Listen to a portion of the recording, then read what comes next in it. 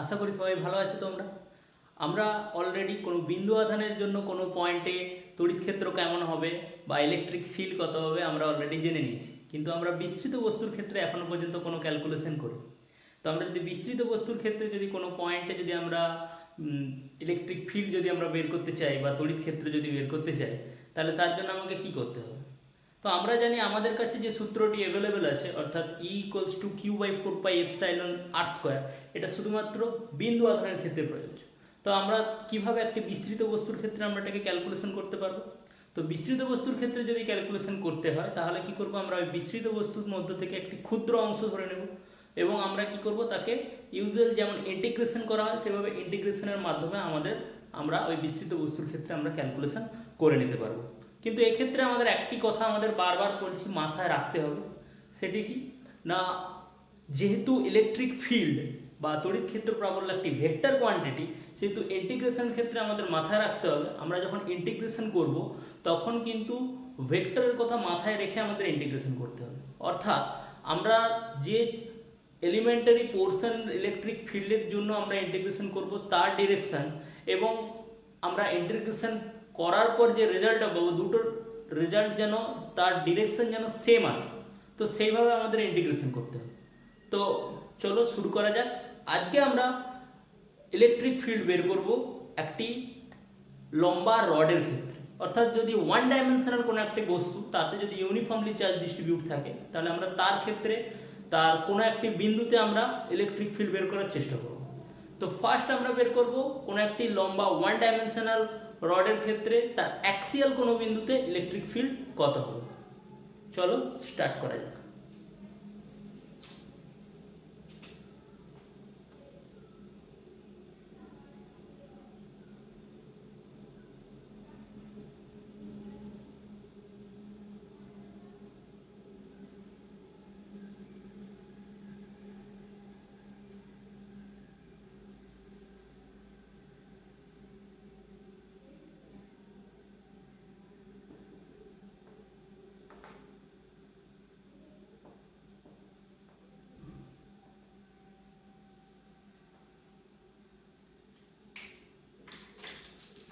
তো electric field আমরা একটা ওয়ান ডাইমেনশনাল রডের ক্ষেত্রে আমরা বের করতে চাইছি অ্যাক্সিয়াল পয়েন্টে।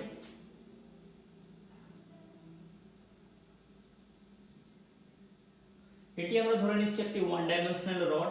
তো এর অ্যাক্সিয়াল পয়েন্ট অর্থাৎ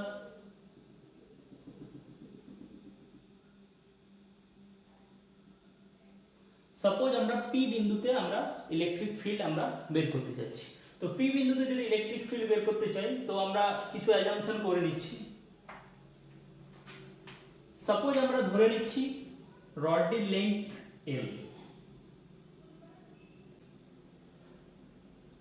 রড থেকে যে বিন্দু অর্থাৎ পি বিন্দুতে আমরা ইলেকট্রিক ফিল্ড বের করতে চাচ্ছি, তো রড থেকে যে পি বিন্দুতে আমরা ইলেকট্রিক ফিল্ড বের করতে যাচ্ছি তার দূরত্ব কত, ডি।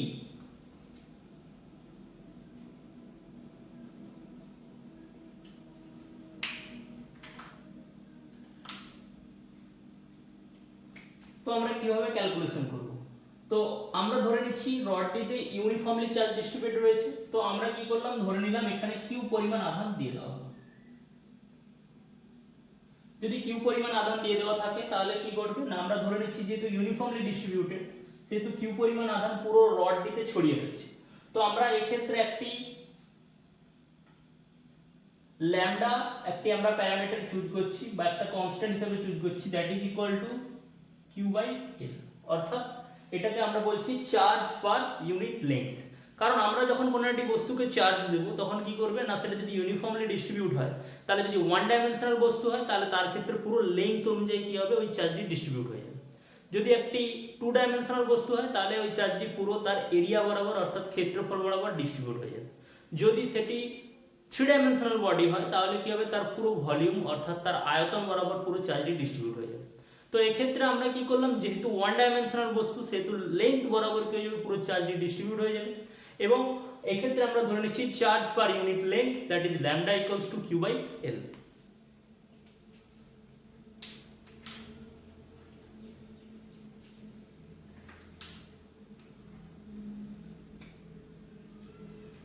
তো আমরা ক্যালকুলেশন করার জন্য আমাদের সবার প্রথমে আমরা একটা অরিজিন চয়েস করব। তো আমরা অরিজিন কোথা থেকে চয়েস করব? আমরা ধরে নিচ্ছি রডের যে ফার্স্ট এন্ড, আমরা ধরে নিচ্ছি এটি হচ্ছে অরিজিন। তো এটি যেহেতু অরিজিন, তার মানে অরিজিন থেকে আমরা যে বিন্দুতে বের করতে চাচ্ছি তড়িৎ ক্ষেত্র প্রাবল্য, তার দূরত্ব কত? d plus l। রডটির লেন্থ কত? ওখান থেকে রডের শেষ প্রান্তের দূরত্ব l। তো আমরা কি করলাম না, সবার প্রথমে আমাদের যদি আমাদের ইলেকট্রিক ফিল্ড বের করতে আমরা বলেছিলাম কি কোনো বিন্দু আধানের জন্য আমরা বের করব এবং তাকে আমরা ইন্টিগ্রেট করব। তো কোনো বিন্দু আধান যদি নিতে হয় আমরা কি করব না, এই রডের মধ্য থেকে আমরা একটা ছোট্ট অংশ আমরা কেটে নেব।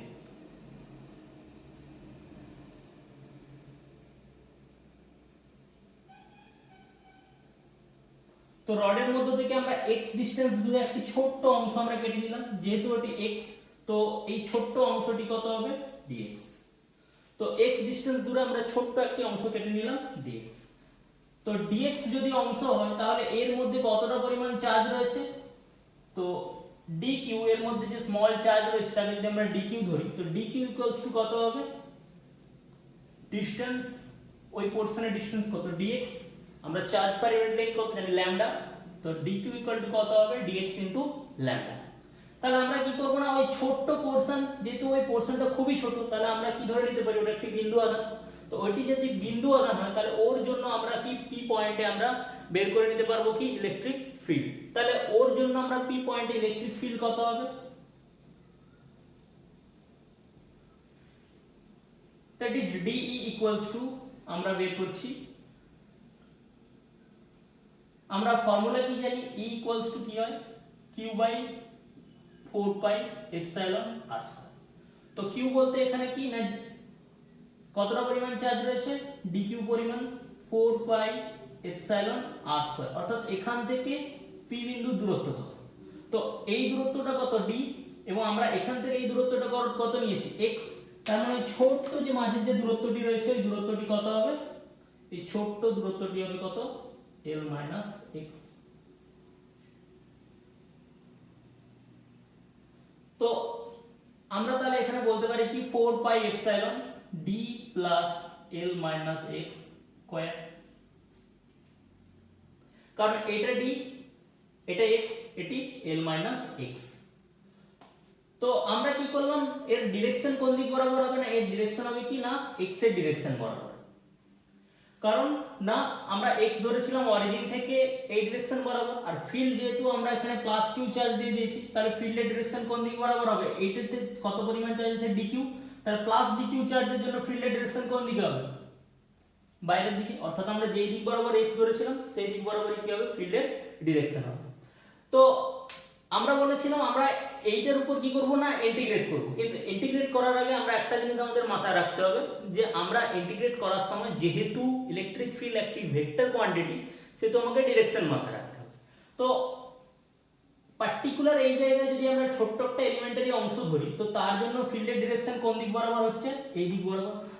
তো যদি আমরা এক্সট্রা এখানে না নিই, যদি আমরা এক্সট্রা যদি এইরকম কোথাও নিতাম,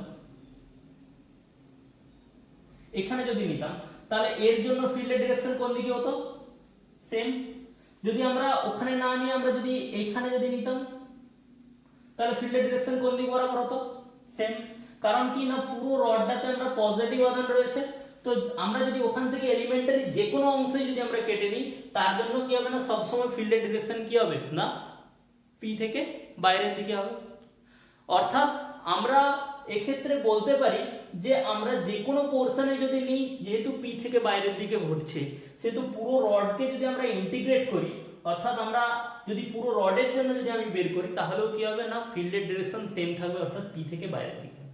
কেন না, ইন্টিগ্রেশন আমরা কখন করি? ইন্টিগ্রেশন আমরা তখনই করি যদি কোনো একটি বস্তু যদি কন্টিনিউয়াস হয় বা কোনো একটা সিস্টেম যদি কন্টিনিউয়াস হয়, তাহলে আমরা কি করি না, তার কোনো একটি ক্ষুদ্র অংশের জন্য বের করি এবং তাকে আমরা কি করি না, ইন্টিগ্রেশনের মাধ্যমে আমরা পুরোটার আমরা ক্যালকুলেশন করি। তো যেহেতু কন্টিনিউয়াস রড এবং চার্জটি কন্টিনিউয়াসলি ডিস্ট্রিবিউট অবস্থায় রয়েছে, তো আমরা যখন এর সাম বের করব তখন কি হবে, তারও ডিরেকশন সেম, p থেকে বাইরের দিকে হবে। তো আমরা এক্ষেত্রে আমরা মড নিয়ে আমরা জাস্ট যদি আমরা মানটা যদি ক্যালকুলেশন করি, তাহলে আমরা বলে দিতে পারবো, কারণ আমরা অলরেডি ডিরেকশন আমরা জেনে গেছি। তো আমরা মডটা যদি ক্যালকুলেশন করি,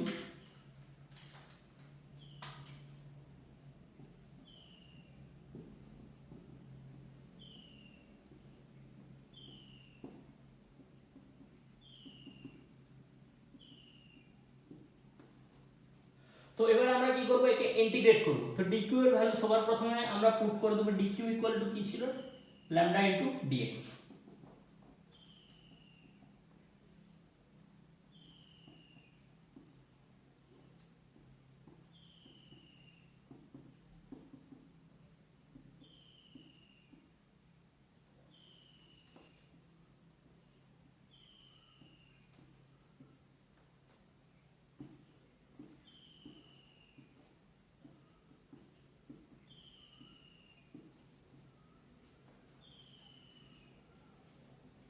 that is lambda by 4 pi epsilon dx by d plus l minus x whole square। তো এবারে আমরা ইন্টিগ্রেশনের লিমিট কত দেব, অর্থাৎ এখানে ইন্টিগ্রেশন কার উপরে হচ্ছে না dx, তো আমরা dx এর উপর ইন্টিগ্রেশন হচ্ছে, অর্থাৎ আমরা যে ক্ষুদ্র অংশ যে আমরা নিয়ে নিয়েছি dx, তো এটি কার অংশ, কি রডের ক্ষুদ্র অংশ। তাহলে একে আমরা যদি ইন্টিগ্রেট করে যাই, অর্থাৎ একদম পুরো রডটাকে যদি আমরা বের করি ক্যালকুলেশনের জন্য, তো x এর ন্যূনতম ভ্যালু কত হতে পারে না, আমরা যদি এই dx অংশটা যদি একদম অরিজিনের খুব কাছে কাটি, তাহলে সেক্ষেত্রে x এর ভ্যালু কত হবে না 0। আর আমরা ম্যাক্সিমাম x এর ভ্যালু কত নিতে পারি না, x এর ভ্যালু একদম ম্যাক্সিমাম কি কত হতে পারে, l হতে পারে, কারণ রডের লেন্থ কত l, তো l এর বেশি হতে পারে না, কারণ l পেরিয়ে গেলে কি রড শেষ। আর আমাকে কোথায় dx কাটতে হবে না, যেখানে চার্জ রয়েছে, তো আমরা এক্ষেত্রে লিমিট কত হবে না 0 টু l। তো এবারে যদি আমরা ক্যালকুলেশন করি তাহলে কি আসবে,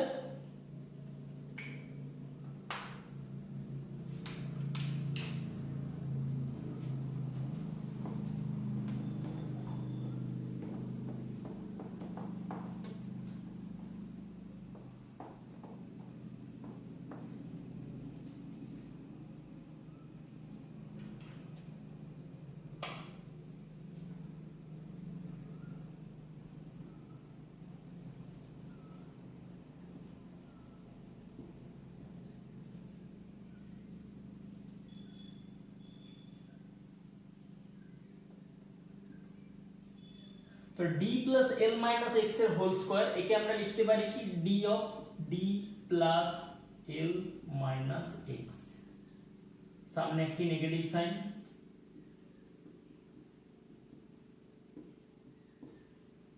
এটা আমরা লিখতে পারি কেন না, আমরা d of d plus l minus x অর্থাৎ কি না d অফ এই d বলতে আর এই d আলাদা, এটি ডিফারেন্সিয়েশনের, এবং এই d হচ্ছে লেংথ বলতে আমরা যেটা বুঝিয়েছি। তো d of d plus d of l plus d of minus x, d of d অর্থাৎ d আমরা একটা কনস্ট্যান্ট লেংথ, তার মানে এটি কত হবে 0। d অফ l এটা একটি কনস্ট্যান্ট লেংথের রড, তাহলে এটি কত হবে 0। তো একমাত্র ভ্যারি করছে কি x, তো দ্যাট ইজ ইকুয়াল টু কত আসবে না মাইনাস dx। সো মাইনাস জন্য আমরা এখানে নেগেটিভ সাইন মাইনাস নিচ্ছি, তাহলে মাইনাসে মাইনাসে প্লাস হয়ে গেল, তাহলে আমরা এইভাবে dx কে আমরা এই আকারে লিখতে পারি। তো এখান থেকে আমরা নেক্সট স্টেপ কি লিখতে পারি, minus lambda by 4 pi epsilon limit 0 to l। তো এটা কি আকারে চলে এসেছে না, এই ইন্টিগ্রেশনটা অনেকটা চলে এসেছে আমাদের এইভাবে চলে এসেছে dy বাই y স্কয়ার, কারণ এটাকে আমরা পুরো y আর এটাকে যদি আমরা y ধরে নিই, তাহলে dy বাই y স্কয়ার। তো dy বাই y স্কয়ার এর ইন্টিগ্রেশন কত হয়, dy বাই ইন্টিগ্রেশন হয় কত মাইনাস 1 বাই y। তাহলে আমরা এখান থেকে আমরা বলতে পারি কত minus 1 by d plus l minus x। তো এবার আমরা কি করতে পারি না, এখানে আমরা লিমিট বসিয়ে দিতে পারি। লোয়ার লিমিট কত ছিল 0, আপার লিমিট কত ছিল l। তো আমরা এখান থেকে যদি ক্যালকুলেশন করি, ক্যালকুলেশন করলে কি আসবে,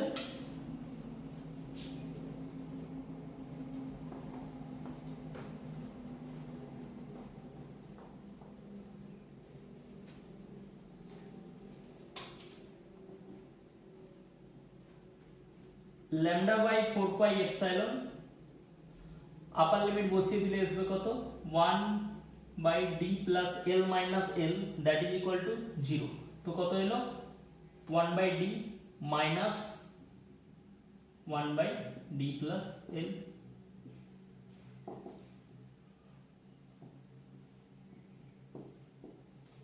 তো এখান থেকে যদি আমরা ক্যালকুলেশন করি, আমাদের লসাগু আসবে d into d plus l। তো d plus l minus D. তো আমরা যদি ক্যালকুলেশন করি চলে আসবে এই ডি কাটলো, that is lambda L by 4 pi epsilon D into D plus. তো ল্যামডা ইন্টু এল, তো ল্যামডা ইন্টু এল কি না আমরা ধরে নিয়েছিলাম কত, lambda is equal to Q by L. তো ল্যামডা ইকুয়ালস টু যেহেতু কিউ বাই এল আমরা ধরেছিলাম, lambda equals to charge per unit length. তো আমরা এখানে বসিয়ে দিতে পারি, তো Q by 4 pi epsilon D by D plus L. এটি আমাদের ইলেকট্রিক ফিল্ডের ভ্যালু বেরোলো কত ডিসটেন্সে না রড থেকে ডি ডিসটেন্স দূরে, এবং রডের লেন্থ যদি এল হয় তবে সেক্ষেত্রে ইলেকট্রিক ফিল্ড হবে কত, Q by 4 pi epsilon D by D plus L. এবং এর ডিরেকশন কোন দিকে হবে না, ডিরেকশন হবে রড থেকে অ্যাক্সিস বরাবর ঠিক বাইরের দিকে।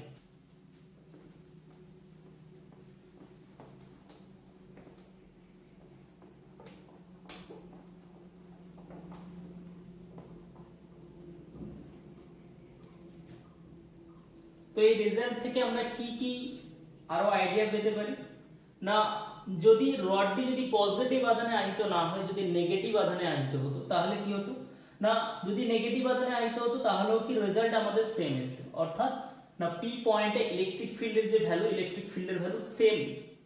কিন্তু যেহেতু পজিটিভ আধানে আহিত সেহেতু ইলেকট্রিক ফিল্ডের ডিরেকশন কোন দিকে, অ্যাক্সিস বরাবর রড থেকে বাইরের দিকে। যদি নেগেটিভ আধানে আহিত হতো তাহলে কোন দিকে হতো না, অ্যাক্সিস বরাবর রডের দিকে। কারণ কি না, আমরা এখানে যে এলিমেন্টারি অংশ আমরা ওখান থেকে কেটে নিতাম বা এলিমেন্টারি চার্জ আমরা ওখান থেকে কেটে নিতাম, তার ডিরেকশন কোন দিক বরাবর হতো না, ওই এলিমেন্টারি চার্জের দিক বরাবর। আমরা এখান থেকে আমরা একটা রেজাল্ট পেলাম, তাহলে নেগেটিভ চার্জের জন্য আমরা এই দিক বরাবর হতো। তো আমরা আরো কিছু কনসেপচুয়াল জিনিস আমরা দেখতে পারি। যদি পজিটিভ আধানে যদি আহিত হতো তাহলে ঠিক এই অ্যাক্সিস বরাবর, তাহলে ফিল্ডের ডিরেকশন কোন দিকে হতো না, ফার্স্ট এর ডান দিক বরাবর ফিল্ডের ডিরেকশন কোন দিকে হতো, এই দিক বরাবর। এর বাম দিকে ফিল্ডের ডিরেকশন কোন দিকে হতো, এই দিক বরাবর। কারণ কি না, কারণ আমাদের এটি কোন আধানে আহিত, পজিটিভ আধানে আহিত। যেহেতু পজিটিভ আধানে আহিত সেহেতু কি কোন দিকে কাজ করবে, সব সময় বাইরের দিকে কাজ করবে। তো আমরা কিন্তু আমাদের ক্যালকুলেশন ক্ষেত্রে সব সময় ডিটা কোথা থেকে ধরেছি না, আমরা যে পয়েন্টে আমরা ফিল্ড বের করতে চাচ্ছি সেই পয়েন্ট থেকে রডের নিয়ারেস্ট ডিসটেন্স, অর্থাৎ আমরা ডিটা কিন্তু আমরা এইটা নিয়েছি। এবং এই ক্ষেত্রেও রেজাল্ট সেম আসবে, সেই ক্ষেত্রে আমাদের ডি নিতে হবে এই নেই।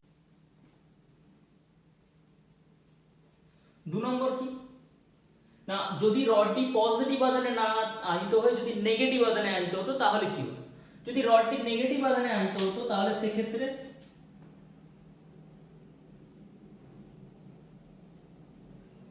অ্যাক্সিস বরাবর কেমন হতো,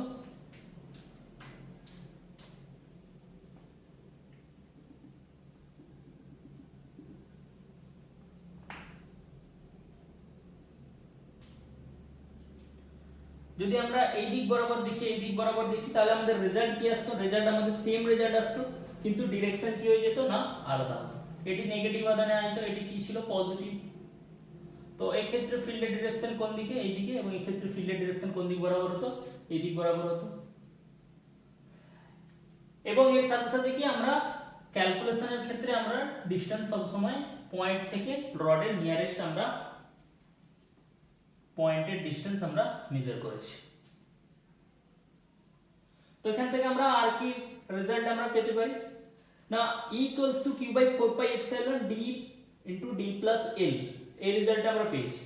তো যদি এরকম কখনো হয় যে রডের লেন্থ খুবই ছোট,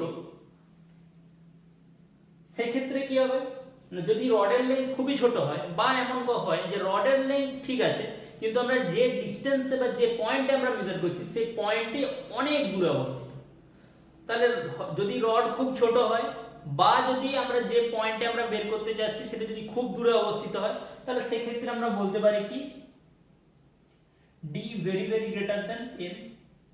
তো যদি d very very greater than l হয় তাহলে আমরা বলতে পারি কি d plus l near about d।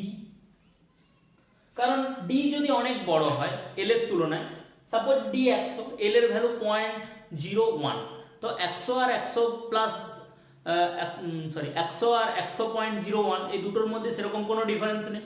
তো আমরা ক্যালকুলেশনের ক্ষেত্রে আমরা d plus l equals to আমরা যদি d ধরে নিই তাহলে সেই ক্ষেত্রে e ইকুয়ালস টু আসবে কত, q by 4 pi epsilon d square. তো আমরা অ্যাকচুয়ালি কুলম্বস ল থেকে যখন আমরা ইলেকট্রিক ফিল্ড বের করেছিলাম, তো তার কিন্তু রেজাল্ট কিন্তু সেম কথাই বলেছিল, কারণ কুলম্বস ল লিমিটেশন কি ছিল না, আমরা কুলম্বস ল অ্যাপ্লাই করতে পারি কোথায় না, সেখানেই যদি আমাদের যে বস্তুটাকে আমরা বিন্দু আধান তখনই ধরতে পারি যদি কি হয় না তার সাইজ কি হয়, খুব ছোট হয়, কার তুলনায় না ডিসটেন্সের তুলনায়। এক্ষেত্রে সেম ঘটনা ঘটছে, ডিসটেন্সের তুলনায় তার সাইজ খুব ছোট, তো সেক্ষেত্রে আমরা ডাইরেক্ট আমরা কুলম্বস ল অ্যাপ্লাই করলেও একই আসবে, E equals to q by 4 pi epsilon r square. তো যেহেতু ডিসটেন্স অনেক বড় সেক্ষেত্রে রডকে আমরা বিন্দু আধান হিসেবে ধরে নিতে পারি।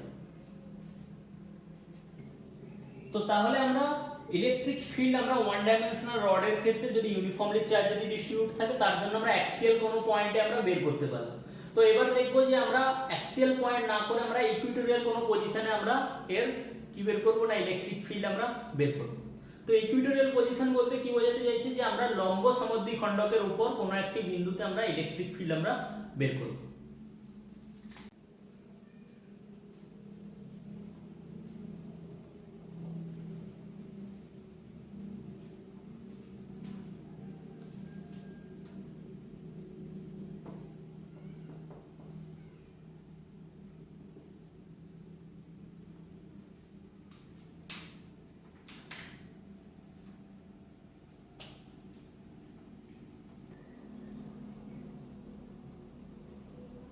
একই রকম আমরা একটি রড নিলাম, তো রডের লেন্থ l, তো এতে আমরা কিছু পরিমাণ চার্জ আমরা দিয়ে দিয়েছি, সাপোজ q চার্জ যদি দিয়ে দিই, তো এটি ইউনিফর্মলি ধরে নিচ্ছি যে এরা চার্জটি পুরো ইউনিফর্মলি ডিস্ট্রিবিউট হয়ে গিয়েছে। তো ইউনিফর্মলি যদি ডিস্ট্রিবিউট হয়ে থাকে তো q ইকুয়াল টু আমরা lambda l, lambda equals to q by l, charge per unit length. তো আমরা বের করতে চাচ্ছি কোথায় না ইকুইটোরিয়াল পজিশনে। ইকুইটোরিয়াল পজিশন কথার অর্থ লম্ব সমদ্বিখণ্ডকের উপর কোনো একটি বিন্দুতে। তো এটি যদি এর লেন্থ হয়, এর ঠিক লম্ব সমদ্বিখণ্ডক কোনটি হবে, এটি হবে ঠিক লম্ব সমদ্বিখণ্ডক। তো এর উপর কোনো একটি বিন্দুতে আমরা যদি বের করতে চাই, সাপোজ আমরা বের করতে চাচ্ছি কোনো একটি পয়েন্টে, সাপোজ এই পয়েন্টে আমরা বের করতে চাচ্ছি, এটি P বিন্দু। তো P বিন্দুতে আমরা বের করতে চাচ্ছি, তো আমরা ধরে নিচ্ছি লম্ব সমদ্বিখণ্ডক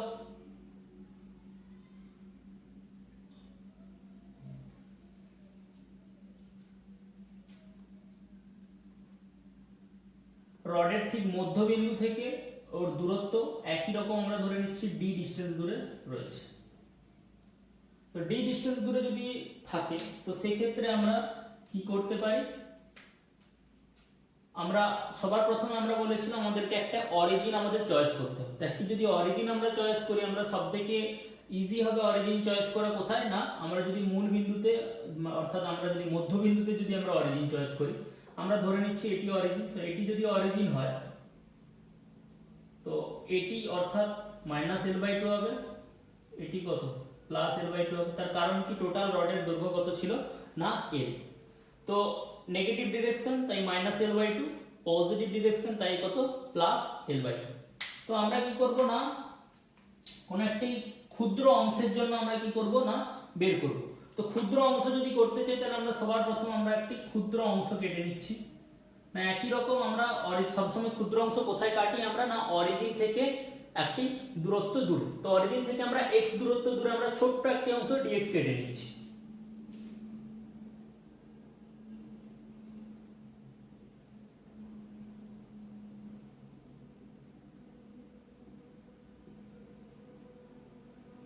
ক্ষুদ্র একটি অংশ আমরা dx কেটে নিলাম।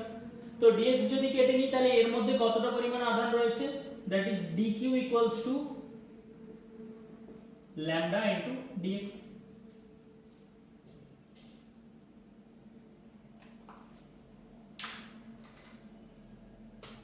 তো এর মধ্যে আধান রয়েছে কত, ল্যামডা ইনটু ডিএক্স পরিমাণ। তো এর জন্য আমাকে পি পয়েন্টে আমরা ইলেকট্রিক ফিল্ড যদি আমরা বের করি, তাহলে পি পয়েন্টে ইলেকট্রিক ফিল্ড আমরা যদি বের করি, আমরা এটাকে ডাইরেক্ট কানেক্ট করব। তো ফিল্ডের ডিরেকশন কোন দিক বরাবর হবে, সোজা ওই পয়েন্ট থেকে সোজা ডাইরেক্ট বাইরের দিকে, যেহেতু পজিটিভ চার্জ এই ডিরেকশন বরাবর হবে। তো এইটি কি ডিই, তো ডিই সমান কত না, ডিই সমান আমরা বলতে পারি Q by 4 pi epsilon R square. তো কিউ বলতে এখানে কত না ডি কিউ চার্জ আছে এর মধ্যে, D Q by 4 pi epsilon R square, অর্থাৎ আর কোনটা না এই লেন্থটাকে আমরা বলছি কি আর, কারণ ওখান থেকে এই ডিসটেন্সটা হচ্ছে আর। তো এটি যদি আর হয়, তো এখান থেকে আমরা বলতে পারি D Q by 4 pi epsilon, এটি এক্স এটি ডি, তো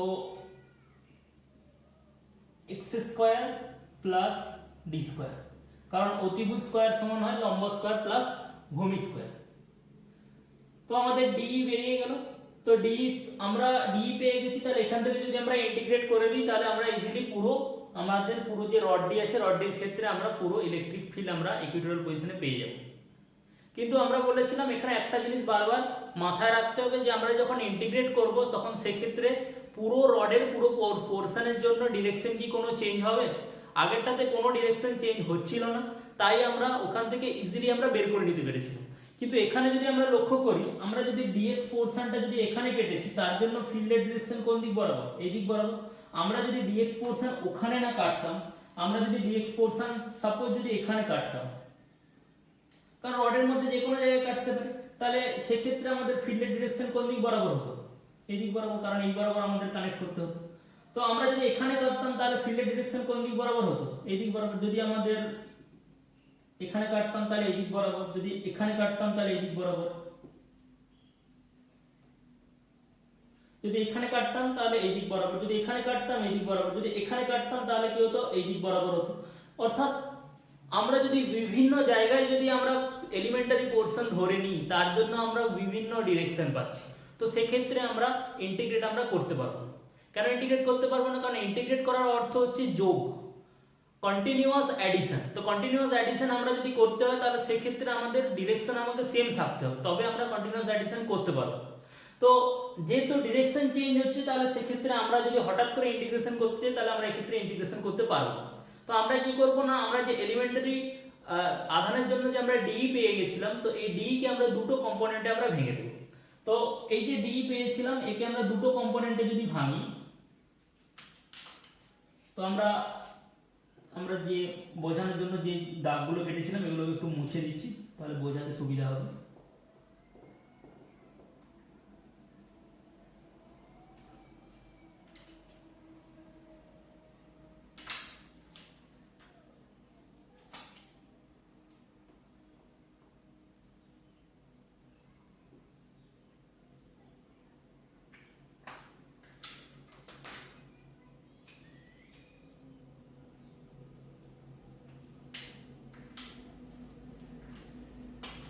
তো ডি কে আমরা দুটো কম্পোনেন্টে ভাঙতে পারবো, একটা এদিক বরাবর একটা এদিক বরাবর, দুটো কম্পোনেন্টে আমরা ভেঙে দিলাম। তো আমরা ধরে নিচ্ছি এটি থিটা, তাহলে এটি যদি থিটা হয়, এটি অবশ্যই থিটা হবে, কারণ অনুরূপ কোণ। তো যেহেতু থিটা, তো সেহেতু আমরা বলতে পারি কি না, ডি অর্থাৎ থিটার সঙ্গে যে কম্পোনেন্টটি রয়েছে সেটা সব সময় কোন কম্পোনেন্ট হয়, cos কম্পোনেন্ট হয়। অর্থাৎ এটি হবে কি ডি cos থিটা, এটি কি হবে ডি sin থিটা। তো ডি cos থিটা এদিক বরাবর কাজ করছে এবং ডি sin থিটা সোজা বাইরের দিকে কাজ করছে। তো এবারে আমরা যদি একটু চিন্তা করি, তো ডি cos থিটা ডিরেকশন কোন দিক বরাবর, এই দিক বরাবর। তো আমরা যদি x অংশটা যেটা কেটেছিলাম সেটা যদি এদিকে না কেটে যদি আমরা এই দিকে কাটতাম, অর্থাৎ ঠিক সেম ডিসটেন্স দূরে যদি আমরা কাটতাম, তাহলে এই ক্ষেত্রে আমরা দুটো কম্পোনেন্ট পেতাম। সেক্ষেত্রে ডিরেকশন কোন দিক বরাবর হতো, এই দিক বরাবর হতো। তো এই ক্ষেত্রে আমরা উপর দিকে ডি sin থিটা পেতাম এবং এই দিক বরাবর ডি cos থিটা পেতাম। তো এই ডি cos থিটা এই ডি cos থিটা পরস্পরকে কি করতো, ক্যান্সেল আউট করে দিত, কারণ কি এদের মান এবং অভিমুখ মান একই কিন্তু অভিমুখ কি বিপরীত, অর্থাৎ পরস্পরকে ক্যান্সেল আউট করে দেবে। তো আমরা যদি এক্সটা এখানে না কেটে আমরা যদি এক্স যদি এখানে কাটতাম, তাহলে সেক্ষেত্রে ডিরেকশন কোণ দিয়ে ডি cos থিটার যে মানটা আমরা পেতাম সেটা কোন দিক বরাবর পেতাম, এই দিক বরাবর, এবং অভিমুখটা কোন দিক বরাবর, এই দিক বরাবর। একই রকম এই দিকে যদি আমরা কাটতাম তাহলে সেক্ষেত্রেও আমরা কি পেতাম না, মান আর অভিমুখ কোন দিক বরাবর কাজ করতো না, ডি cos থিটার অভিমুখ এই দিক বরাবর এবং মানও সেম হতো। অর্থাৎ আমরা পুরো রডকে যখন আমরা ইন্টিগ্রেট করব, তো সেক্ষেত্রে আমাদের ডি cos থিটা পুরো রডের ক্ষেত্রে ক্যান্সেল হয়ে যাবে। তো ডি cos থিটার ভ্যালু পুরো রাইট পোরশনের জন্য কোন দিক বরাবর হবে, এই দিক বরাবর হবে, এবং ডি cos থিটার ভ্যালু পুরো লেফট পোরশনের জন্য কোন দিক বরাবর হবে, এই দিক বরাবর হবে। অর্থাৎ পুরো লেফট এবং রাইট পোরশনের জন্য পরস্পরকে D cos theta cancel out করে দেবে। কিন্তু দুটো পোরশনের ক্ষেত্রে ডি sin থিটার সেম ভ্যালু হবে, কোন দিক বরাবর কাজ করবে না, সোজা বাইরের দিকে কাজ করবে। তো আমরা এক্ষেত্রে যদি পুরো রডের ক্ষেত্রে যদি আমরা ইন্টিগ্রেট করতে চাই, তাহলে সেক্ষেত্রে আমাদের শুধু ডি sin থিটার উপর ইন্টিগ্রেশন করলেই আমরা ভ্যালুটা পেয়ে যাব। কারণ কি ডি sin থিটার আমরা বলেছি আমরা ইন্টিগ্রেট তখনই করতে পারবো যদি সেই এলিমেন্টারি পোরশনের ডিরেকশন যদি চেঞ্জ না হয়। তো ডি sin থিটার ডিরেকশন কখনোই ভ্যালু চেঞ্জ হতে পারে, কারণ সেটা আমরা ইন্টিগ্রেশনের মাধ্যমে আমরা ক্যালকুলেশন করে নিতে পারবো, কিন্তু ডিরেকশন চেঞ্জ হওয়া চলবে না। তো ডি sin থিটার যে ডিরেকশন রয়েছে সবসময় বাইরের দিকে কাজ করছে, যেহেতু সবসময় বাইরের দিকে কাজ করছে সেহেতু আমরা কি যখন আমরা ইন্টিগ্রেশন করব তাহলে আমরা ইজিলি আমরা কি করব না, এর ভ্যালু বের করে নিতে পারবো। এবং সেক্ষেত্রে আমরা বলতে পারি কি না, D cos theta is equal to 0। কেন না, রাইট পোরশনের ডি cos থিটা আর লেফট পোরশনের ডি cos থিটা পরস্পরকে ক্যান্সেল আউট করে দেবে। তো আমরা ক্যালকুলেশন করতে চাইছি কি না, integration of D sin theta. তো ই ইকুয়ালস টু আমরা বলে দিতে পারি integration of D sin theta. তো এটা আমাদেরকে ঠিকঠাক ভাবে ক্যালকুলেশন করতে হবে।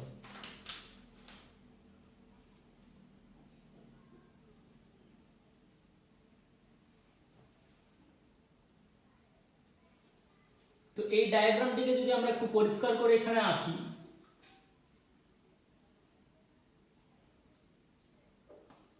তো আমাদের এটি কি ছিল, আর এটি ছিল কি থিটা, এটি ছিল x এবং এটি ছিল d, এবং r সমান আমরা জানি কি root under x square plus d square.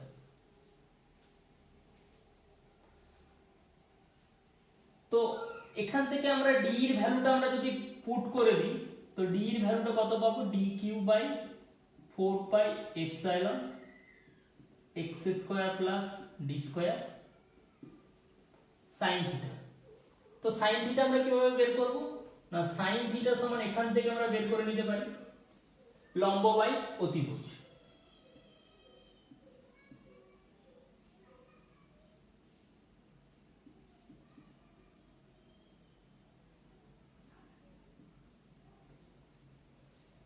তো আমরা কি এখানে ভ্যালুটা পুট করে দিলাম,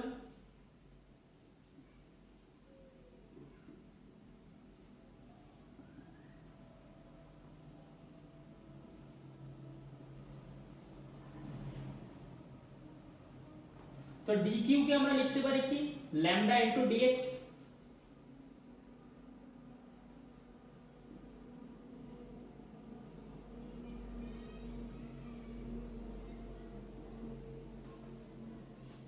তো এইটিকে আমাকে ইন্টিগ্রেট করতে হবে। তো ইন্টিগ্রেট যদি করতে হয় তাহলে আমাকে কি করতে হবে, ইন্টিগ্রেশন কার উপরে ঘটছে না, x এর উপরে ইন্টিগ্রেশন হচ্ছে। তো x এর উপর যদি ইন্টিগ্রেশন হয় তাহলে সেক্ষেত্রে আমাদের x এর লিমিট বসাতে হবে। তো x এর লিমিট কত হতে পারে না, আমাদের অরিজিন এটি চয়েস করেছি, তো x এর ভ্যালু ম্যাক্সিমাম কত হতে পারে না, x এর ভ্যালু এই পয়েন্ট থেকে এই পয়েন্ট পর্যন্ত যাবে। তো x এর ভ্যালু হতে পারে এদিকে ম্যাক্সিমাম হতে পারে -l/2, এদিকে ম্যাক্সিমাম হতে পারে কত +l/2, অর্থাৎ x এর লিমিট হবে কত -l/2 two +l/2।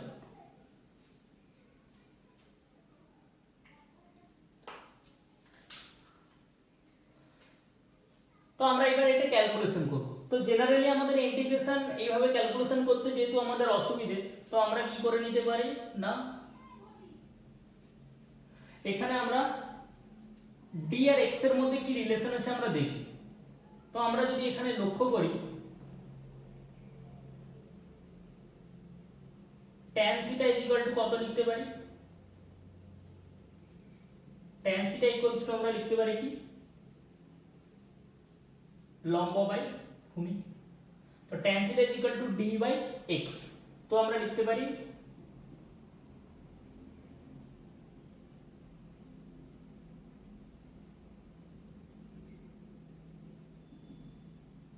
d equals to x tan theta, বা আমরা লিখতে পারি x is equal to d cot theta।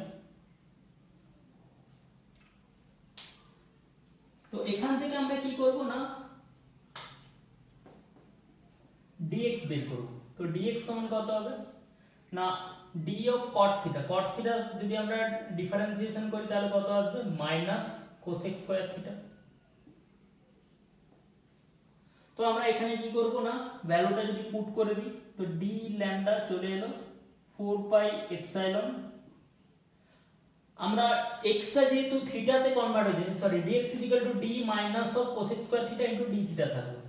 তো x টা আমাদের থিটাতে কনভার্ট হয়ে যাচ্ছে, আর আমাদের এখানে যে লিমিটটা দেওয়া রয়েছে সেই লিমিটটা কার লিমিট দেওয়া রয়েছে না এখানে যে লিমিটটা দেওয়া রয়েছে সেই লিমিটটা রয়েছে থিটার লিমিট। তো আমরা এখানে কি করলাম না আমরা l/2 minus l/2 plus l/2 না লিখে θ1 θ2 আমরা লিখে দিলাম। θ1 θ2 এর ভ্যালু কত হবে আমরা বসাবো। তো তার আগে আমরা এগুলোকে পুরোটা কনভার্ট করে নিচ্ছি। তো dx তাহলে আমরা লিখতে পারি কি minus of d cosec square theta d theta by আমরা এখানে যদি d equals to x tan theta বা x d cot থিটা যদি আমরা বসাই তাহলে সেখান থেকে আমরা বলতে পারি কি না আমরা অ্যাকচুয়ালি x কে আমরা রাখবো না, তো এইটা আমরা বসাবো x d cot থিটা, কারণ আমরা পুরো ইন্টিগ্রেশনটা থিটার উপর নিয়ে যেতে চাচ্ছি। তো এখানে যখন আমরা বসিয়ে দিচ্ছি তাহলে আসবে কত d square plus d square cot square theta whole to the power 3 এর। তো এখান থেকে যদি আমরা ক্যালকুলেশন করি তো আমরা উপরের একটু অংশ মুছে নিচ্ছি।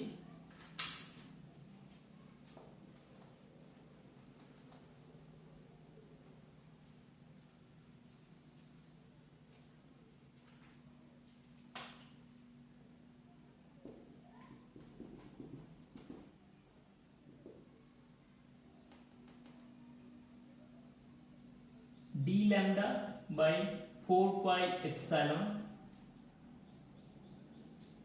মাইনাসটা বাইরে বের করে দিচ্ছি, তাহলে আমরা কত হবে θ1 টু θ2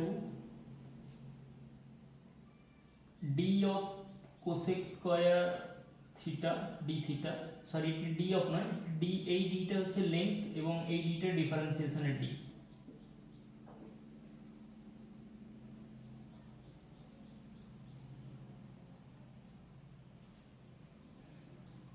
তো এখানে আমাদের d square plus d square cot square theta, তো একে যদি আমরা বাইরে যদি বের করে নিই তাহলে এটা আসবে কত d কিউব। তো এটি আমাদের চলে এলো কি d কিউব। তো 1 প্লাস cot স্কয়ার থিটাকে আমরা লিখতে পারি কি cosec কিউব থিটা, কারণ cosec square theta minus cot square theta সমান 1। তো এখান থেকে আমরা যদি ক্যালকুলেশন করে বসিয়ে দিই তাহলে আমরা এটাকে বলতে পারি কি না cosec কিউব থিটা।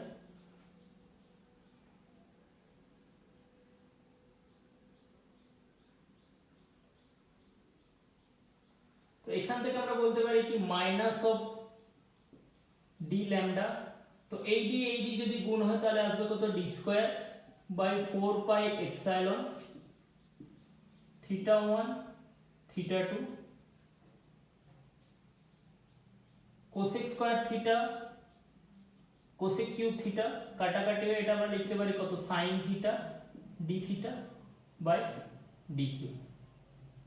এটি আমরা লিখতে পারি, সামনে একটি নেগেটিভ সাইন রয়েছে।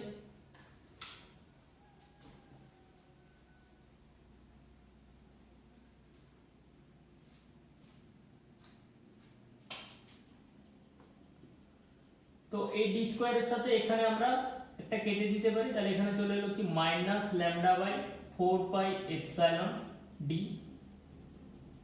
By θ1 two θ2 sin theta d theta.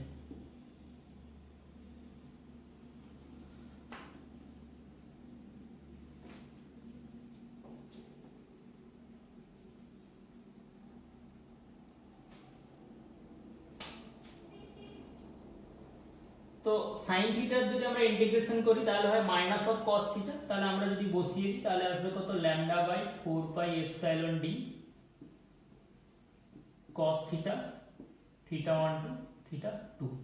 তো এখান থেকে আমরা বসিয়ে দিতে পারি কি lambda by 4 pi epsilon D cos theta 2 minus of cos theta 1। তো আমাদের এবারে উদ্দেশ্য হচ্ছে আমাদের থিটা 1 আর থিটা 2 আমাদের বের করা।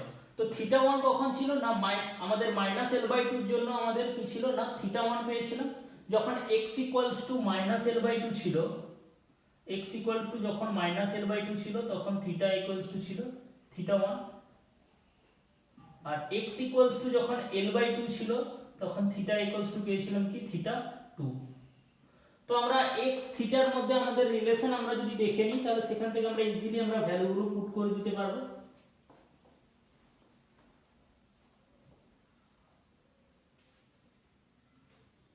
তো cos থিটা 1,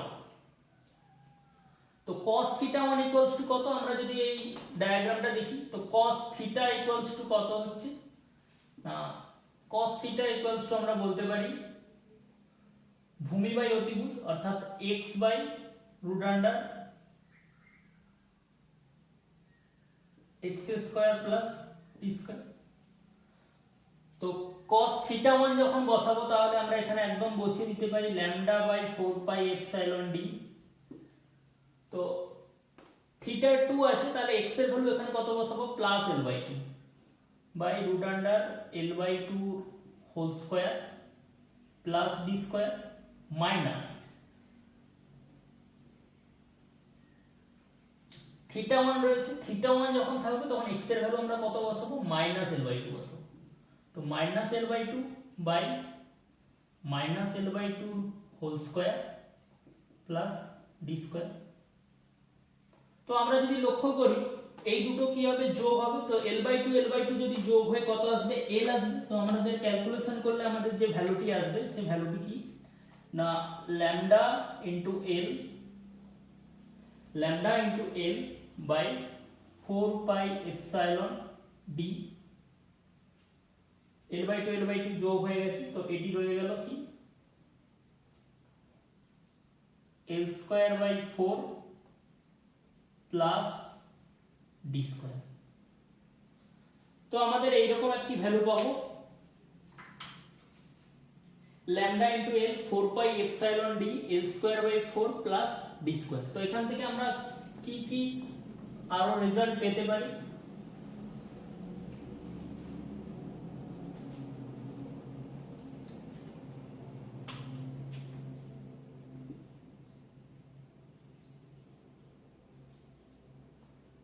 তো lambda into l equals to কত q। তো এখান থেকে আমরা বলতে পারি কি e equals to q by 4 pi epsilon d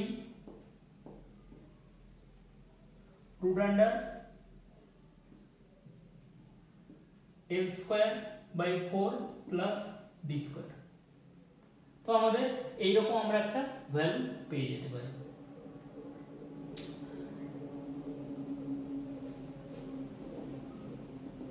তো এখান থেকে আমরা যদি ল্যামডা ইকুয়ালস টু অর্থাৎ q equals to lambda l যদি আমরা বসিয়ে দিই যদি আরো ক্যালকুলেশন করি তো এখান থেকে আমরা আরো রেজাল্ট দিতে পারি এইভাবে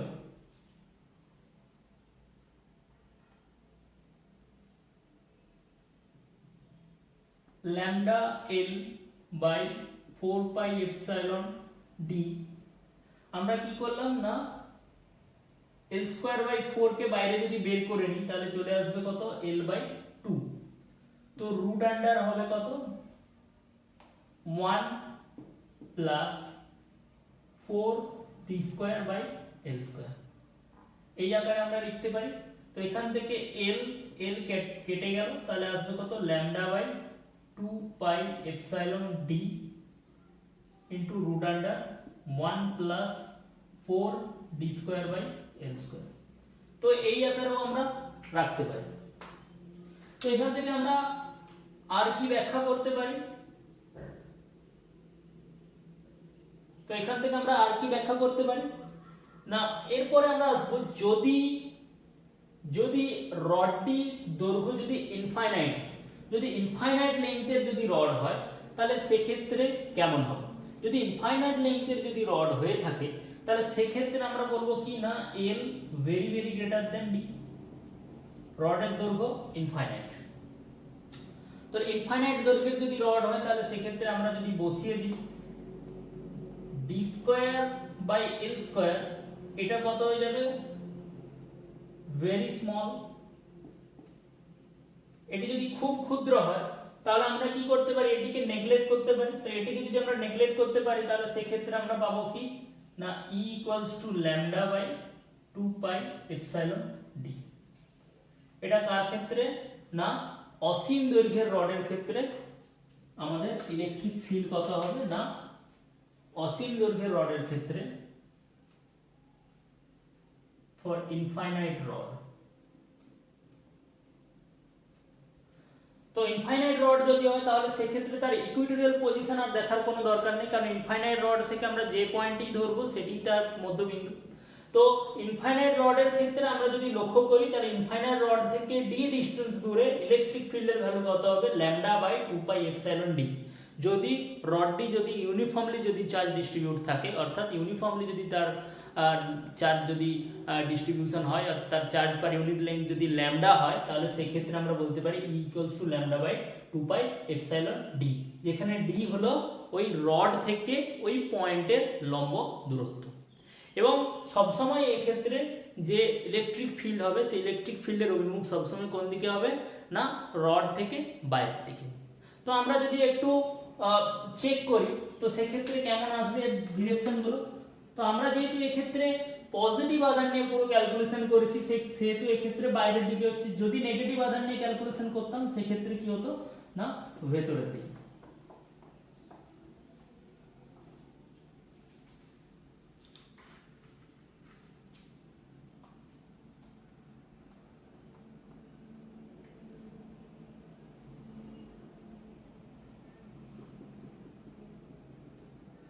এটাতে যদি আমাদের প্লাস কিউ যদি চার্জ আমরা দিয়ে দিই তো এই ক্ষেত্রে আমাদের ইকুইটোরিয়াল পজিশনে অর্থাৎ এই ঠিক এই পজিশনে যদি দেখি তাহলে ফিল্ডের ডিরেকশন কোন দিক বরাবর হতো না এখানে যদি দেখি এই দিক বরাবর, এবং এখানে যদি দেখি কোন দিক বরাবর সোজা বাইরের দিক বরাবর। যদি আমাদের নেগেটিভ আধানে যদি আহিত হতো তাহলে সেক্ষেত্রে কি হতো,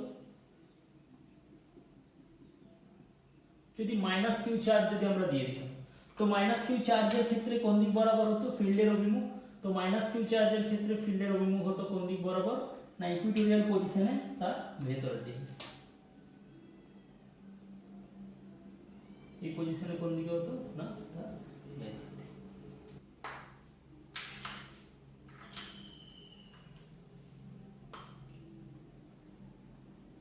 অর্থাৎ আমরা যদি পুরোপুরি যদি লক্ষ্য করি এই পজিশনে কোন দিক বরাবর ছিল বাইরের দিকে, এই পজিশনে কোন দিক বরাবর ছিল বাইরের দিকে, এই পজিশনে কোন দিক বরাবর ছিল ভেতরের দিকে, এই পজিশনে কোন দিক বরাবর ছিল ভেতরের দিকে। অর্থাৎ রডের জন্য আমরা যদি আমরা ইকুইটোরিয়াল এবং অ্যাক্সিয়াল পয়েন্টে দেখি তার ফিল্ডের ডিরেকশন আমরা ইজিলি বের করে নিতে পারবো। তো ইনফাইনাইট রড যদি হয় তাহলে সেই ক্ষেত্রে কত হবে lambda by 2 pi epsilon D. তো এখান থেকে আমরা আরেকটা জিনিস বলতে পারি, যদি D very very greater than L হয়, অর্থাৎ আমরা রড থেকে ইকুইটোরিয়াল পজিশনে আমরা বের করতে চাচ্ছি ইলেকট্রিক ফিল্ড এবং সেটি কত দূরে অবস্থিত না অনেক দূরে অবস্থিত। তাহলে অনেক দূরে যদি অবস্থিত হয় তাহলে কি হবে না আমরা রডটা কার মতো মনে হবে একটি বিন্দু আধানের মতো মনে হবে। তো বিন্দু আধানের মতো যদি মনে হয় তাহলে অ্যানসার কত আসবে না সেম অ্যানসার আসবে, অর্থাৎ q by 4 pi epsilon d square.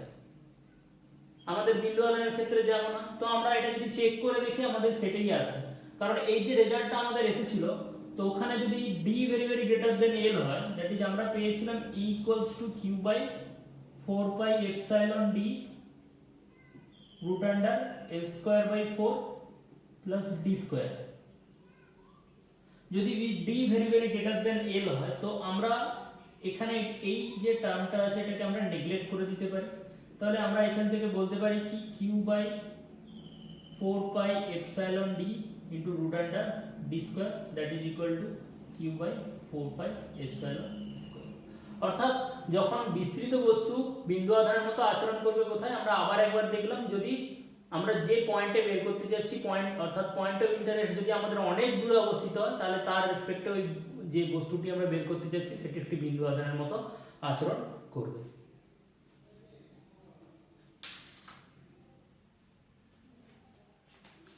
আশা করছি তোমরা সবাই বুঝতে পেরেছো কোনো ওয়ান ডাইমেনশনাল রডের ক্ষেত্রে তার অ্যাক্সিয়াল এবং ইকুইটোরিয়াল পজিশন ইলেকট্রিক ফিল্ড কেমন হবে। তো আমরা পরের দিন আমরা অন্যান্য আরও বিস্তৃত বস্তু যেমন রিংয়ের ক্ষেত্রে ডিস্কের ক্ষেত্রে কেমন হয় সেগুলো আমরা ক্যালকুলেশন করে দেখাবো। ঠিক আছে, দেখা হবে পরের ভিডিওতে।